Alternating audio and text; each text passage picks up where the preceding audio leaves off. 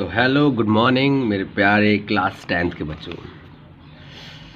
आज मैं a letter to God जो चैप्टर है उसका आज आपको मैं जो समरी है वो बताने वाला हूँ इस वीडियो में। पिछले वीडियो में हमने जाना कि जो चैप्टर है उसका थीम क्या है, अबाउट द स्टोरी पिछले चैप्टर में हमने जाना। और आज हम इस चैप्टर में पैराग्राफ नंबर 1 से कोशिश करेंगे कि एक वीडियो में पूरा चैप्टर ख़त्म कर दें। अगर नहीं हुआ तो हम अगला वीडियो भी इसका बनाएंगे। चलिए शुरुआत करते हैं। द हाउस यानी घर, द हाउस ओनली वन, घर एकमात्र था इन द इंटायर वैली, संपूर्ण घाटी में। संपूर्ण घाटी में एकमात्र घर था।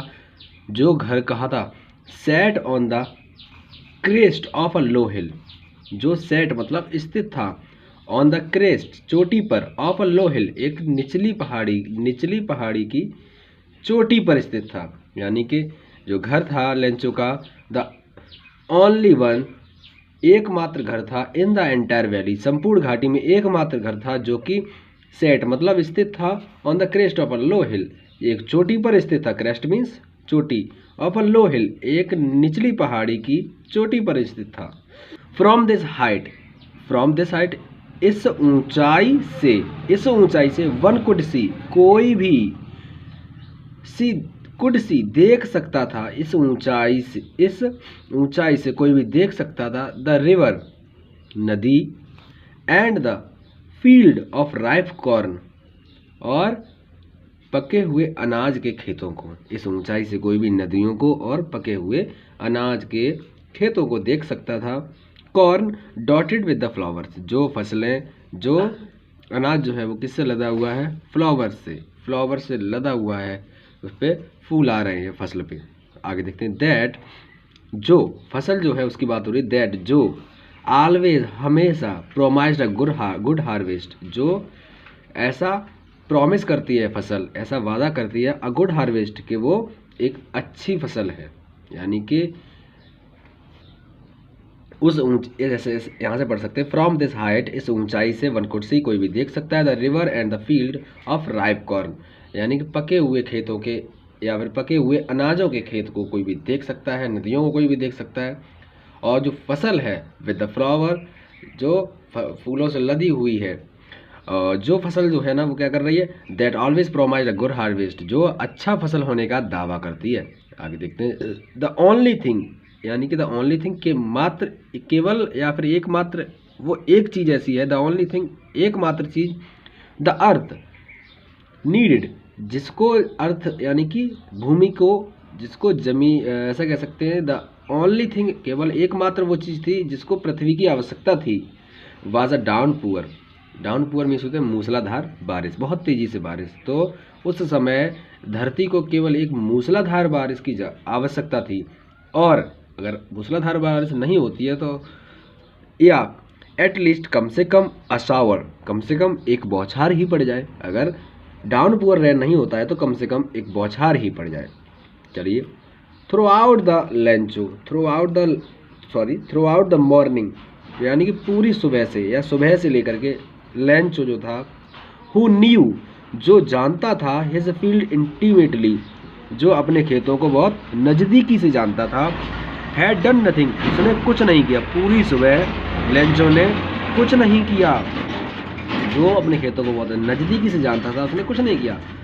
Nothing else but see the sky towards north to east, वो कुछ नहीं कर रहा था, केवल बैठे हुए, बट सी द स्काई केवल आसमान को देखता, टूवर्ड्स का मतलब होता की ओर, द नॉर्थ टू ईस्ट, यानी कि उसने पूरी सुबह कुछ नहीं किया। वो सुबह से बैठ गया और आसमान को देखने के अतिरिक्त उसने कुछ नहीं किया, और बस वो क्या कर रहा था? नॉर्थ टू ईस्ट केवल देखे जा रहा था।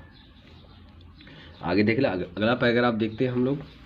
अगला पैराग्राफ का जो सेकंड पैराग्राफ है, आशा करते हैं पहला पैराग्राफ समझ में आया होगा। देखिए। Now we are really going to get some water, now अब, वी आर रियली हम वास्तविक, going to get some water हम वास्तविक कुछ पानी पाने जा रहे हैं, या हमें पानी मिलने वाला है, या फिर हम ऐसे कह सकते हैं now we are really going to get some water, अब ऐसा लग रहा है कि शायद कुछ हमें जल मिलने जा रहा है।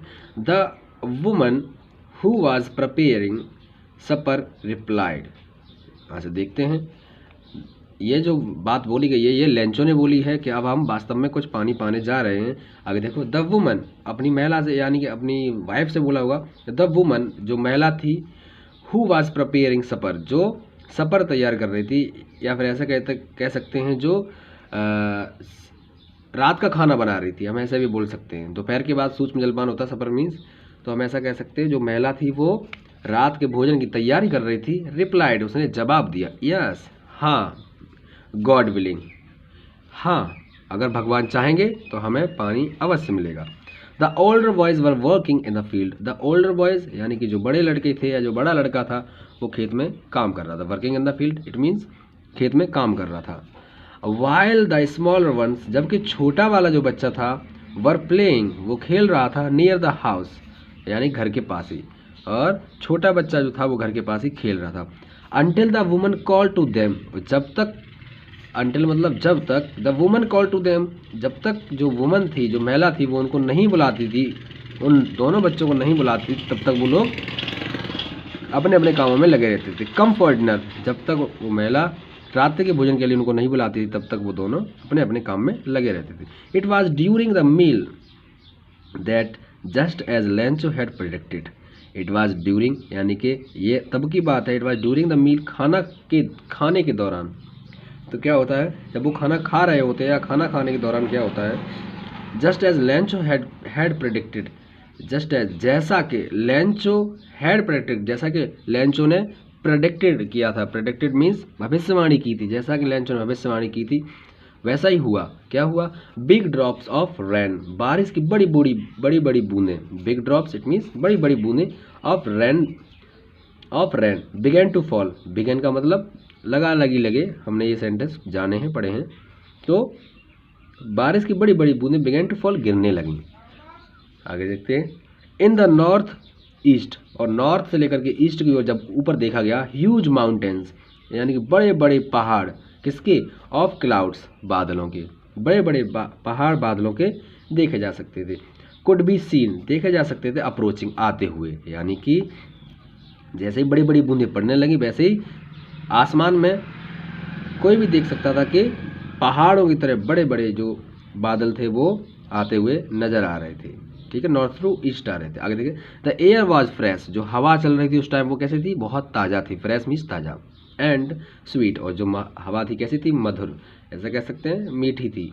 आगे देखते हैं, the man went out, the man यानी कि जो लेंचो था, वेंट आउट बाहर गया, फॉर नो अदर रीजन कुछ विशेष कारण के लिए नहीं, then to have the pleasure of feeling यानी कि उस सुख आनंद की अनुभूति करने के लिए, pleaser of feeling the rain of his body अपनी शरीर पर, ऐसा कह सकते हैं जो बूंदें थी उन बूंदों को महसूस करने के लिए, उस हवा को महसूस करने के लिए, वो आनंद का अनुभव करने के लिए बाहर गया। आगे देखो, एंड व्हेन और जब, ही रिटर्न और जब वह लौटा, ही एक्सक्लेमेड जब वह वापस लौटा तो वह एक्सक्लेमेड मतलब ऐसा कह सकते हैं कि वो चिल्लाया। क्या चिल्लाया, दीज आर नॉट ड्रॉप्स वो बोला ये बूंदे नहीं हैं, दीज आर नॉट ड्रॉप्स ये बूंदे नहीं हैं, फॉलिंग फ्रॉम द स्काई ये बूंदे आसमान से नहीं गिर रही हैं, ये बूंदे आसमान से नहीं गिर रही हैं, दे आर न्यू कॉइन्स ये नए सिक्के गिर रहे हैं।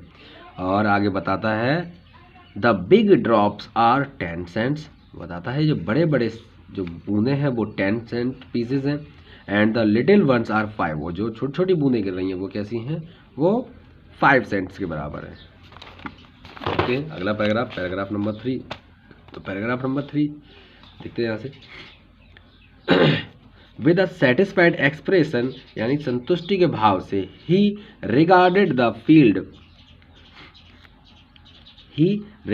Field of ripe corn with its flower यानी कि जो फसल थी, जो खेत में फसल खड़ी थी जो फूलों से लदी हुई थी, ऐसा कह सकते हो, या फिर जो कॉर्न मीन्स मक्का भी होती है, कॉर्न मीन्स अनाज भी होती है, जो अनाज की खेती है जो पकी हुई खड़ी थी, या फिर ऐसा कहते जो लदे हुए खड़े थे। तो with a satisfied expression he regarded उसने अपने संतुष्टि के भाव के साथ क्या हुआ, उसने अपने खेत को देखा, आगे देखो, draped in a certain of rain, जब उसने देखा कि उस पर बारिश हो रही है तो उसे बड़ा अच्छा लगा कि हमारे पके हुए जो खेत हैं या फिर जो फसल है उस पर बारिश हो रही है, तो बड़ा खुश था यहाँ तक। आगे देखते, बट सडनली, लेकिन अचानक, जहाँ सडनली वर्ड आ जाता है वहीं से राग थोड़ा सा गड़बड़ हो जाता है, वहीं से बात बिगड़ने लगती है और कुछ हमें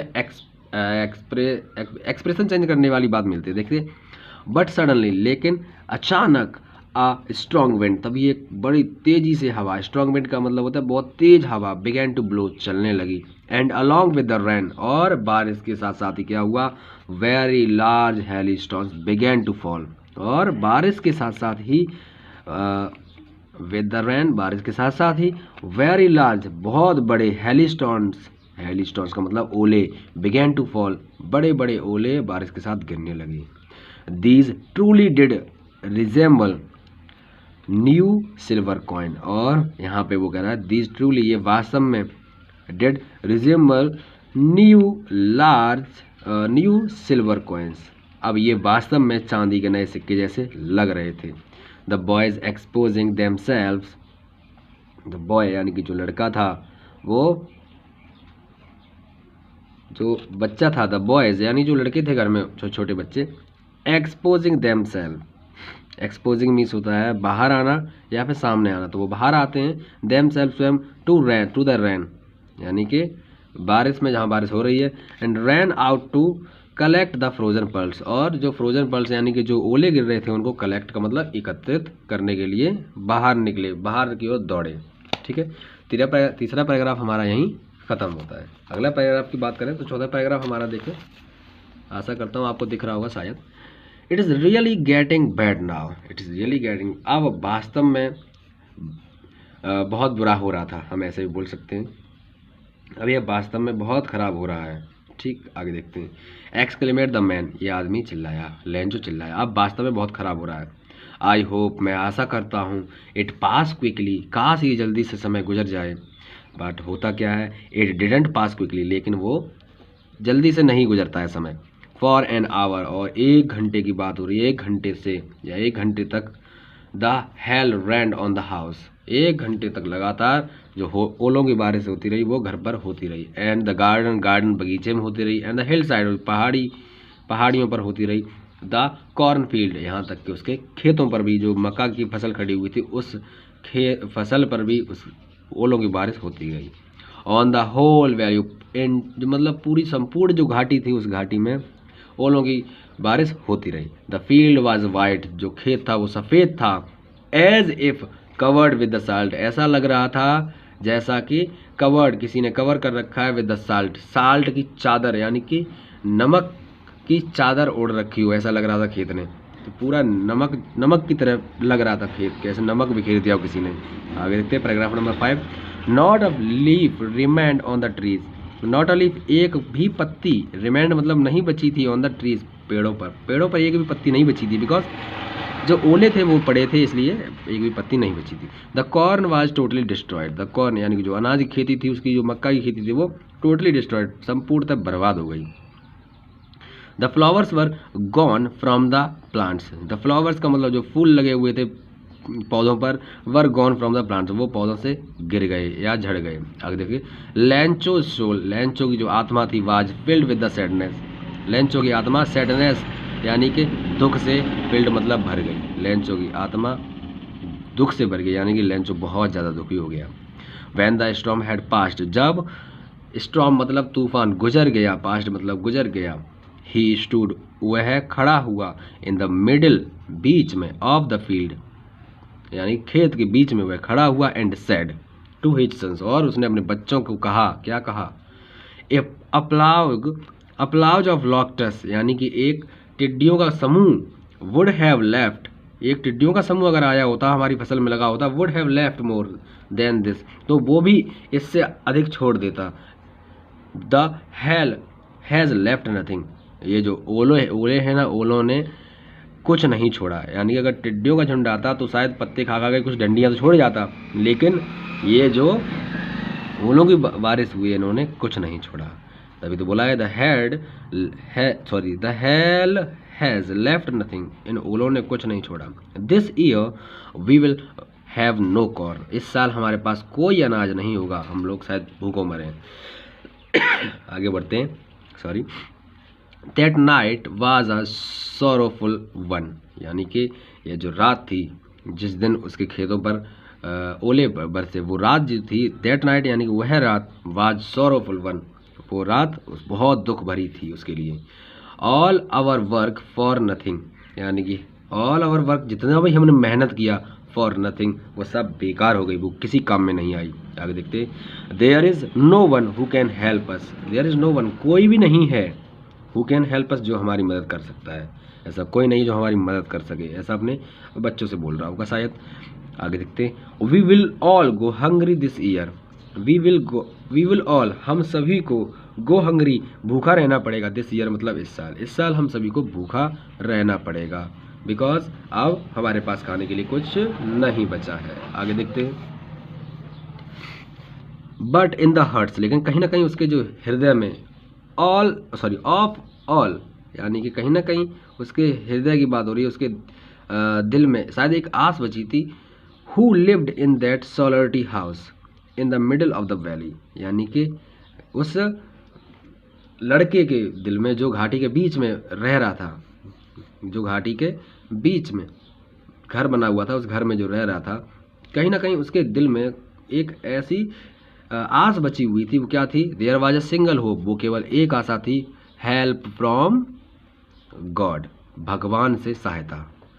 डोंट बी सो अपसेट, और यहाँ पे जो लेंचो वो बोलता है डोंट बी सो अपसेट, ज़्यादा परेशान ना हो, या ज़्यादा परेशान होने की ज़रूरत नहीं है।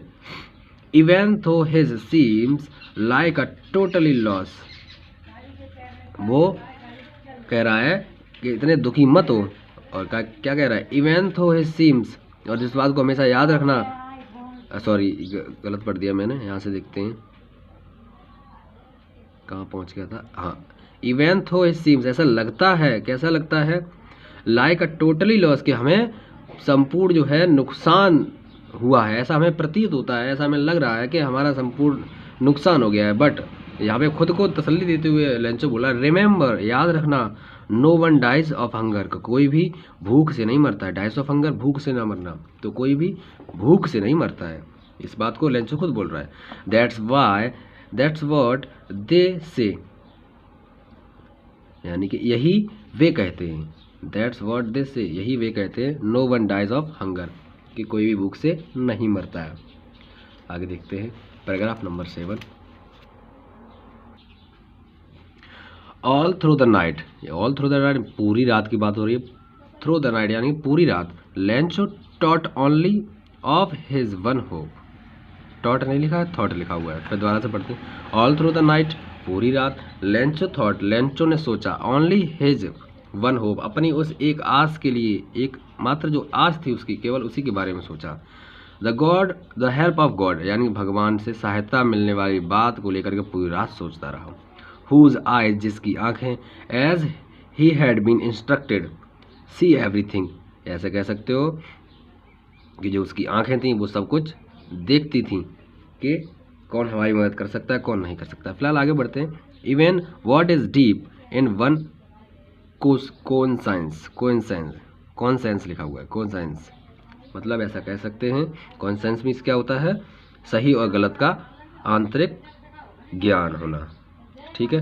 तो ये उसकी आंखों में साफ दिखाई पड़ रहा था कि सही गलत क्या है। आगे देखते हैं। Lencho was an ox of a man working like an animal in the field. Lencho was an ox मतलब लेंचो एक बैल की तरह, ऑफ अ मैन आदमी के रूप में एक बैल की तरह काम करता था। वर्किंग लाइक एन एनिमल, एक एनिमल, एक जानवर की तरह खेतों में काम करता था। इस लाइन से पता लगता है कि लेंचो बहुत मेहनती था। इन द फील्ड, खेतों में काम करता था। आगे देखते हैं। बट लेकिन, स्टिल ही न्यू, लेकिन वह जानता था, हाउ टू राइट, कि हमें क्या लिखना है या कैसे लिखना है। लेकिन फिर भी वह जानता था कि क्या लिखना है मुझे, या फिर लिखना कैसे है, वो सब जानता था। तो वो पत्र लिखने की बात यहाँ पे कर रहा है कि उसे पत्र कैसे लिखना है, ये भी जानता था वो। द फॉलोइंग संडे, और अगले ही रविवार की बात है। एट डे ब्रेक का मतलब ऐसे कह सकते हो जैसे ही दिन की शुरुआत हुई। He began to write a letter, वह एक पत्र लिखने लगा। बिगेन मतलब लगा लगी, और टू राइट अ लेटर एक पत्र लिखने लगा। विच ही हिमसेल्फ वुड कैरी, जिसको पत्र लिखने के बाद जिसको वो स्वयं ही हिमसेल्फ, जिसको वो स्वयं वुड कैरी ले गया टू टाउन, शहर में, एंड प्लेस द मेल, और उसने मेल द्वारा भेज दिया। It was nothing less than a letter to God, ये कुछ विशेष नहीं था, वो केवल एक कुछ कम नहीं था, वो केवल एक ईश्वर के लिए पत्र था। लेटर टू गॉड यानी ईश्वर को पत्र था। अगले 7 पैराग्राफ जो बचे हुए हैं वो मैं अगले वीडियो में कवर करने वाला हूँ, बिकॉज ये वीडियो बहुत लंबा हो गया है, और वीडियो में इतनी देर तक बने रहने के लिए आपका बहुत बहुत धन्यवाद। और अपने दोस्तों के साथ शेयर कीजिए इस वीडियो को, जो क्लास 10th में है और जो अपने क्लास 10th के रिजल्ट को 90% से ऊपर रखना चाहते हैं, 99% लाना चाहते हैं इंग्लिश में, उनको ये वीडियो सेंड कीजिए और ये चैप्टर अच्छे से समझ में आए, इसका मैं भी प्रयास करूँगा। तब तक के लिए जुड़े रहिए हमारे साथ, और चैनल सब्सक्राइब नहीं किया तो चैनल को सब्सक्राइब कर लीजिए। धन्यवाद।